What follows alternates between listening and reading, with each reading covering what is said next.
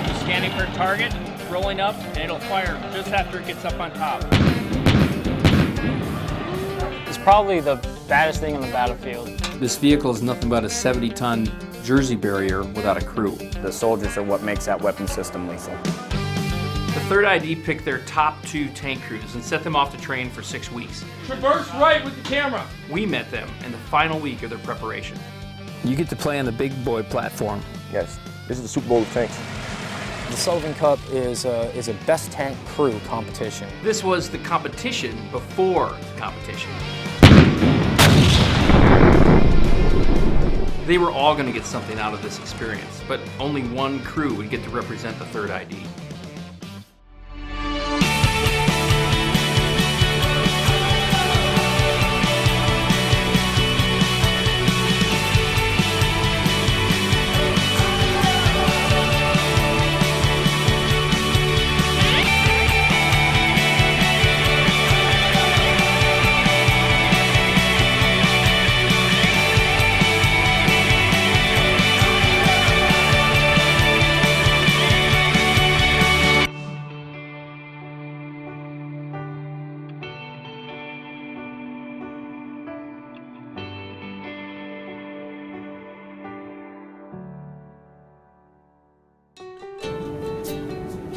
We flew to Jacksonville, we picked up our rental-car, and we took off for Georgia.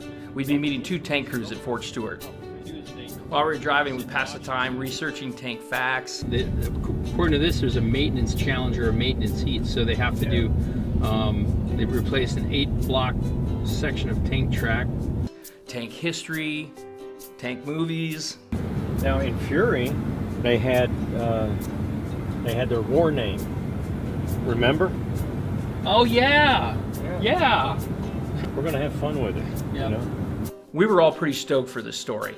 Now there are telltale signs that you're in Georgia. There's tons of Spanish moss, there's historic cemeteries, there's that good old feeling of Southern charm, there's the alligators.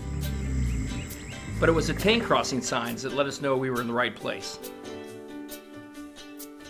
I've always had an affection for tanks, but it started when I was a young NCO in Korea. This was actually 3/4 inch we were shooting on. You know, the camera with the umbilical cord, look at that. Young Army Sergeant Lance Milstead driving an M60 tank. That's right, I'm a tanker. Does that qualify me as a tanker? If not, I thought at least it would give me some street cred with the tankers we were about to meet. Time to meet some tankers.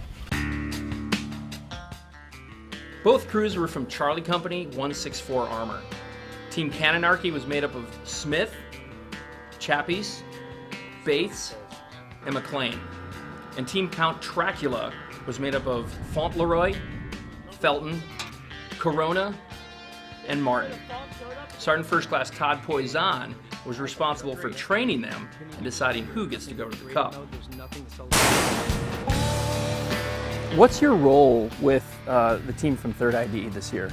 As the Division Abrams Master Gunner, I was given the rare and unique opportunity to create a 6-week train-up.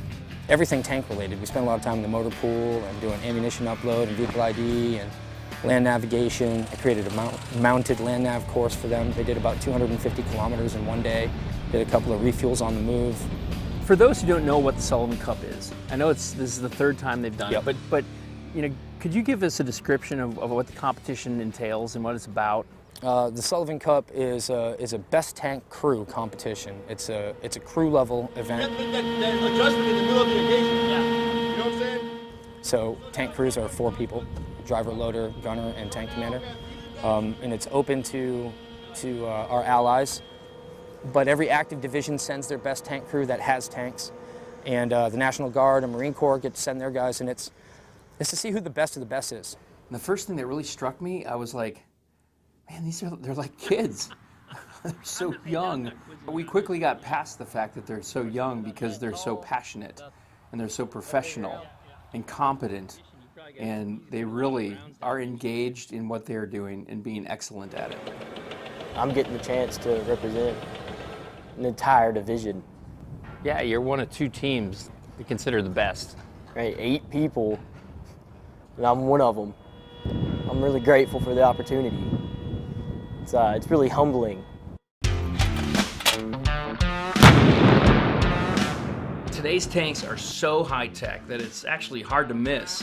So, as part of the train-up, the crews have to face degraded modes of operation. Hey, traverse right with the camera. All right. And it's really hard.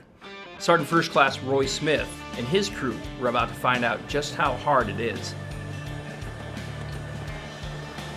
That's where a lot of gunners have difficulty, when you have stabilization failure, when you can only use your gas, your gunner's auxiliary sight, instead of the primary sight. Oh! Whether your LRF is damaged and you have to battle sight ranges, manually input ranges, and you have to figure out what those ranges are. You can see that round impact that way. These are all skills that, back in World War II, that was the norm. I created an entire table 6 of nothing but degraded engagements, and I took almost everything away from them. So I need you to move to the bullpen, where you will receive an AAR. And you guys are a crew. All right, you guys are 4 parts of that killing machine. It was tough, wasn't it? So, With a full-up firing system, Sergeant Smith's crew would have aced that run. But with degraded mode, it's another story. well, one, as you guys know, we don't get to train degraded mode nearly enough, at least in my opinion. And 2, this is also to get you guys ready for when you go out to bedding, that whatever they throw at you out there won't be anywhere near as difficult as what we had here. That was a very good technique. Yeah. And I could see your rounds. You did that whip. That's important. Perfect. Just saturate the target. Put lead on that target. They only qualified 2 out of 6 engagements. What does it take to get you guys ready? We need to be physically fit. A regular PT test has nothing on this tanker PT test. I score 300s, and I do not max out this tanker PT test. Part of the Sullivan Cup is to have these physical tests of strength and agility that relate to the tank. Place it neatly on the thing. I'll just throw it. Get set. Go. The test is based on the 1974 Armor Crewman Proficiency Test. Talk about a smoke session.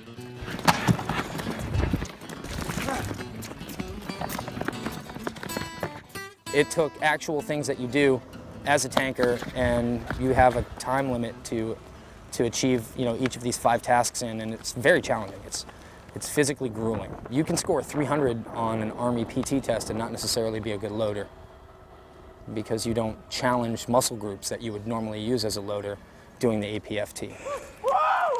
I hope it's here to stay. I really do, because I think it is an amazing, amazing test, physical test. Poison lined up the full arsenal of tools to prepare the team, even some high-tech video games. It's actually called the Close Combat Tactical Trainer. Some of the good things about it is, unlike another simulator that we use, this one, the whole crew can get in. You have driver, actually you see the driver in there right now. And take a look in there. I mean, excuse me.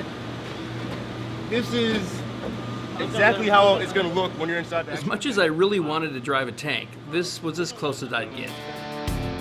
So this you'd actually look in with your eyeball. Right. Oh, okay. Still pretty cool. So where is the trigger? That'd be this one right here. Oh, the top one. Yep. Got it. Okay. And to your right here, this is quite the video game. My time as a tank gunner was up. Prepare to defend. The team had their own mission. Carry heat, report Redcom 1. heat battle carried and Redcom 1. Up! Ultimately, these crews and everything we do is in the name of lethality. Right adjust. It's how fast can we put steel on target. This was the crew's final bit of practice before their last day on the range. Infantry Division, over. Yeah, I remember Sergeant Smith talking, and he said this vehicle's nothing but a 70-ton Jersey barrier without a crew. Tank is a tank. You put the crew in there, and then you have a weapons system, and the soldiers are what makes that weapons system lethal. All right, now without slipping the scales on the gas bore sight knob. But it goes back to seating excellence. I mean, these guys are going to take all this training away, and they're going to take what they have picked up here, through the training and mentorship, and they're going to take that and they're going to give it back. We'll be downrange here in a second. Team Count Dracula's on deck for their last degraded run. It's their last chance to impress.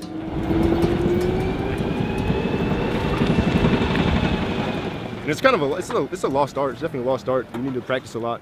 And a lot of tank crews don't get the opportunity to practice it, to really get proficient at it like they should be.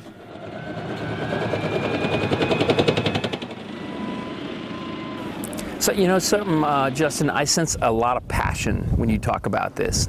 Just getting the opportunity to even get a shot to prove it is such a big deal to me. Okay, the tank is scanning for a target. It's rolling up, and it'll fire just after it gets up on top.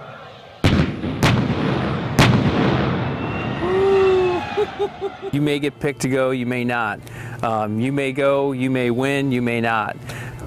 You're still going to take something away from this experience, I bet. Just getting ready, preparing for the shot, to get a shot to go to the Sullivan Cup. I have learned probably more in these last few weeks than any other training exercise I've done combined.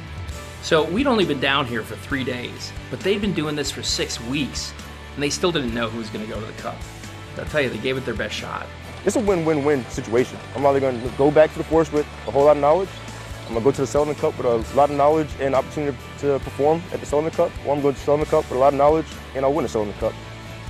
This is one of the best opportunities I've had as an Army crewman in my career. And that's what the Sullivan Cup is about.